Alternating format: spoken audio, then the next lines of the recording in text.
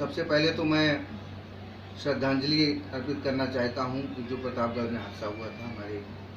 पत्रकार बंधु के साथ, और मैं सूफी इस्लामिक बोर्ड की ओर से सरकार से अपील करता हूं कि इसकी निष्पक्ष और उच्च स्तरीय जाँच कराए और साथ ही उनके परिजनों को ऐसी सहायता करे कि जिससे उनको लगे कि हाँ, देश और सरकारें उनके साथ हैं। आज की ये प्रेस वार्ता का आयोजन इसलिए किया गया है कि सूफी इस्लामिक बोर्ड लगातार देश विरोधी शक्तियों के खिलाफ एक आंदोलन कर रहा है। हम लोग पीएफआई के खिलाफ बराबर लड़ रहे हैं, जिन्होंने पूरे देश में अराजकता का माहौल उत्पन्न कर रखा है। देश में विभिन्न जगहों पर आतंकवादी घटनाएं हुई, हादसे हुए और उसमें उन लोगों का जो पाकिस्तान परस्त मुल्ला मौलवी हैं, जो पाकिस्तान के आतंकवादियों का महिमा मंडन करते हैं, उनके संबंध में भी हम लोगों ने शिकायतें की थी। उस पर कोई कार्रवाई नहीं की गई, तो इस विषय पे ये प्रेस वार्ता आयोजित की गई। मैं कहना ये चाहता हूँ, मुल्ला मौलवी जो अपनी अराजकता फैला रहे हैं, अपनी सभाओं में, जनसभाओं में मार देने, काट देने की बात करते हैं, और जिस तरह से पाकिस्तान के आतंकवादी मुमताज़ कादरी का महिमा मंडन कर देश के नौजवानों में अलगाव का बीज बोया जा रहा है, ये किसी भी प्रकार से उचित नहीं है। इसके साथ ही एक सबसे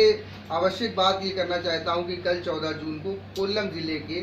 एक स्थान पर पीएफआई का एक ट्रेनिंग कैंप पकड़ा गया है, जिसमें देश विरोधी गतिविधियाँ संचालित हो रही थी, जिसमें भारी मात्रा में विस्फोटक पाए गए हैं। उसके साक्ष्य हमको उच्च स्तरीय लोगों ने उपलब्ध कराए हैं। और इससे पहले भी केरल के ही नाराथ में इन लोगों का एक आतंकवादी कैंप पकड़ा गया था, जिसमें विभिन्न प्रकार के विस्फोटक पाए गए थे। और साथ ही अभी एक जो सबसे बड़ा काम ये हुआ है कि आयकर विभाग ने पॉपुलर फ्रंट ऑफ इंडिया को जो इनकम टैक्स की